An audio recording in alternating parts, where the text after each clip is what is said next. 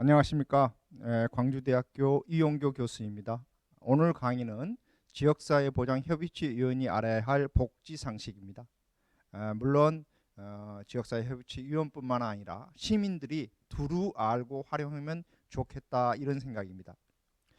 특별히 광진구 지역사회보장협의체 실무분과위원과 동협의체위원을 위한 보수교육입니다. 제가 알기로 광진구 지역사회보장협의체는 실무분과위원과 동협의체위원을 위한 기초교육을 이미 시행한 것으로 알고 있습니다.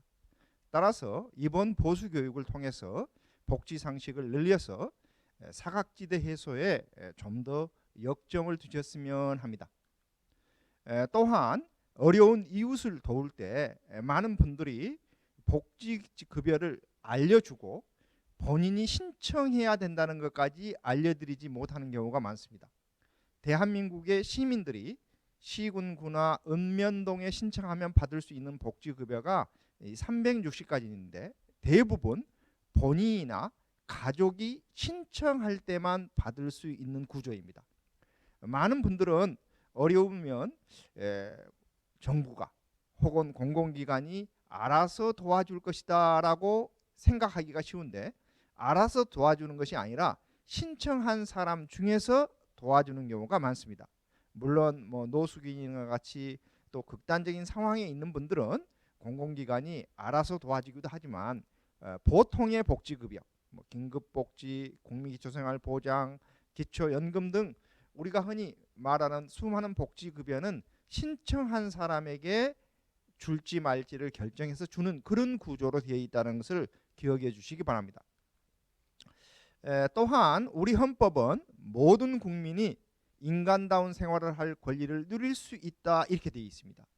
같은 헌법에서는 국가는 사회보장, 사회복지의 증진에 노력할 의무를 진다, 이렇게 되어 있어요. 따라서 경제적으로 매우 어려운 사람뿐만 아니라 우리 지사협위원을 포함해서 지사협위원의 가족, 또 이웃, 친구들도 혹시 인간다운 생활을 누리지 못하는 사람이 주변에 있다라면 국가가 사회보장, 사회복지를 실시할 어떤 의무를 좀 태만히 한 것이 아닌가, 이렇게 생각할 수도 있습니다. 어떻게 보면 지역사회보장협의체 위원들에게 복지상식을 알려주는 것도 국가가 보다 촘촘하게 복지급여를 하기 위해서 그렇지 않나 싶습니다. 또한 과거에 우리가 사회복지 이렇게 얘기할 때에는 사회복지 시설을 중심으로 한 사회복지 중심으로 논의를 했습니다. 또 지역사회보장협의체가 과거에는 지역사회보장협의체의 핵심 업무를 지역사회의 어떤 사회복지를 어떻게 민간협력을 잘할 것인가에서 출발을 했습니다. 그러다가 그것만 가지고는 좀 부족하지 않느냐 해서 보건의료가 포함되고, 최근 들어서는 고용이나 주거, 문화, 환경과 같은 좀 더 우리 시민들의 일상생활과 관련된 광범위한 문제들로 연결되어 있습니다.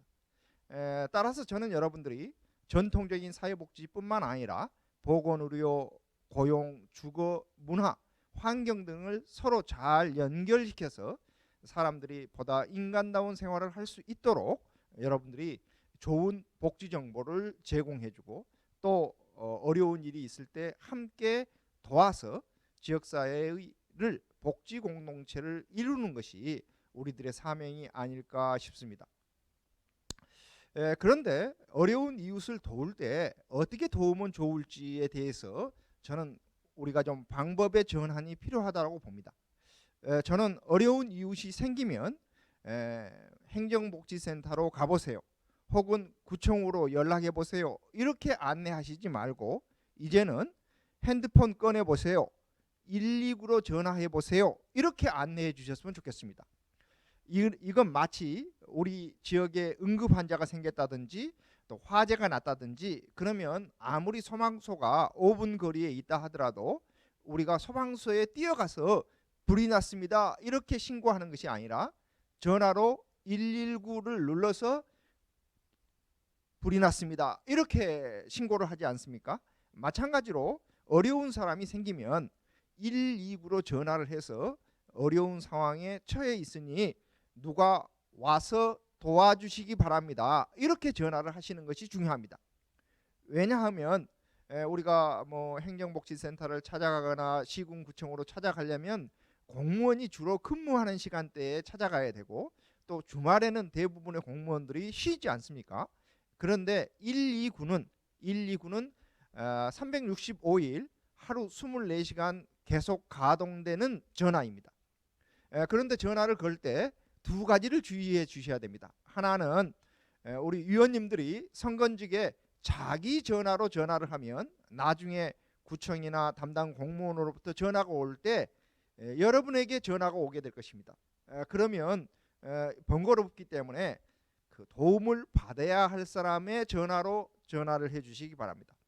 또한 전화를 했을 때 누가 와서 도와주시기 바랍니다라고 멘트를 끊어야 됩니다. 예를 들면 복지제도에 대해서 설명을 듣고 예, 잘 알았습니다 라고 하면 그 다음 단계를 바로 그 사람이 조치할 것이라고 기대를 할 것입니다. 따라서 여러분들이 불이 났습니다, 빨리 찾아와 주세요 라고 신고하듯이 129에 전화해서 어려움이 생겼으니 도와주시기 바랍니다 라고 전화를 끊어야 됩니다. 긴급복지는 그 가구의 소득과 재산을 조사해서 48시간 안에 도와줄지 말지를 결정하고 도와주기로 결정했으면 24시간 안에 도와줘야 됩니다. 이게 매우 중요합니다. 그러니까 72시간 안에 상황이 끝난다는 것입니다. 자, 그런데 우리가 흔히 동사무소나 구청에, 특히 동사무소에 가서 신청하는 국민기초생활보장제도의 생계급여만 하더라도 신청하고 받는데 보통 한 달가량이 걸립니다. 따라서 긴급복지를 먼저 받고 필요하면 국민기초생활보장제도로 연결시키는 게 좋습니다. 물론 긴급복지를 받으려면 뭐 실업이라든지 무슨 뭐 질병이라든지 등등 위기 상황이 생겨야 되고 소득이 기준 중위소득의 75% 이하이고 재산이 뭐 얼마 이하이고 하는 세부 규정이 있습니다만 현재 우리나라의 지금 복지 시스템은 코로나19 상황도 있고 해서 담당 공무원이 유관으로 판단했을 때 이 집은 빨리 좀 도와줘야 되겠다라고 생각하면 일단 1차분은 도와줍니다. 그리고 그 가구의 소득과 재산을 좀 잘 살펴서 혹시 계속 지원을 해줘야 될 이유가 있으면 지원해주고 그렇지 않으면 중단하는 방식으로 진행을 하고 있습니다. 따라서 일단 누가 와서 좀 도와주시기 바랍니다 라고 신청하는 것이 가장 중요하다는 것을 꼭 기억해 주시기 바랍니다. 이렇게 이런 기준들이 있죠. 그런데 사실 코로나19 상황에서는 75%에서 이미 100% 이하 이렇게 기준이 바뀌었고 재산도 3억 5천만 원 이하 이렇게 바뀌고 또 이것도 사실 시민들이 생각하고 있는 소득과 재산을 계산하는 방식과 공무원이 생각하는 계산 방식이 좀 다를 수도 있습니다. 따라서 아주 큰 부자이거나 정말 스스로 자신의 문제를 해결할 수 있는 상황에 있는 사람이 아니고는 일단 도와주시기 바랍니다 라고 신청하는 것이 굉장히 중요하다라는 것을 강조하고 싶습니다. 긴급복지제도는 선지원제도 후조사의 원칙입니다. 일단 지원해주고 자세히 조사해서 적정하면 계속 지원하고 그리고 기초생활보장이나 기초연금과 같은 다른 복지제도가 우선 도움이 필요할 것 같다 하면 연계시켜주기도 합니다. 구체적으로 매달 생계비를 주는 생계지원, 또 병원비를 지원해주는 의료지원, 그리고 월세를 지원해주는 주거지원, 그리고 학비를 지원해주는 교육지원이 있고 또 아이를 낳으면 해산비, 사람이 돌아가시면 장제비를 지원해주기도 합니다. 또한 뭐 화재가 나서 오갈 데가 없다 그러면 뭐 사회복지시설이나 대체 주거시설을 마련해주기도 합니다. 일단은 긴급복지가 필요하다라고 하면 긴급복지를 요청하시기 바랍니다. 그 중에 많은 사람들이 신청하고 실제로 받고 있는 것 중에 하나가 생계지원하고 의료지원입니다. 생계 지원은 대개 가구원 수를 보고 생계비를 지원해 주고 있습니다만 의료 지원의 경우에는 병원 입원비를 지원해 주는 것이 원칙입니다. 그런데 많은 사람들이 병원 입원비를 제대로 지원을 못 받아요. 이유가 뭐냐? 본인이 빚을 내서라도 입원비를 낸 다음에는 지원받을 수가 없습니다. 그렇기 때문에 일단 지원을 받아야 되겠다고 생각하면 일단 신청부터 해야 됩니다. 또한 본인이 내야 될 돈에 300만 원까지 지원을 받을 수가 있습니다. 만약에 어떤 사람이 입원비를 건강보험으로 처리를 했다. 그러면 본인 부담금이 대개 20%입니다. 그러면 300만 원까지 지원해 준다는 것은 1,500만 원의 진료비를 해결해 준다는 뜻입니다. 또한 무슨 희귀 난치병의 경우에는 본인 진료비가 10%예요. 본인 부담이. 그러면 300만 원까지 지원해 준다는 것은 3천만 원까지 지원해 준다는 뜻입니다. 암이나 15세 이하 아동의 진료 입원비의 경우에는 본인 부담금이 5%입니다. 따라서 300만 원까지 지원을 해준다는 것은 6천만 원짜리 진료비도 해결해 준다는 뜻입니다. 따라서 이런 것들을 좀 지역 주민들이 잘 활용하도록 여러분들이 좀 안내해 주시면 좋겠다 하는 것을 좀 강조하고 싶습니다.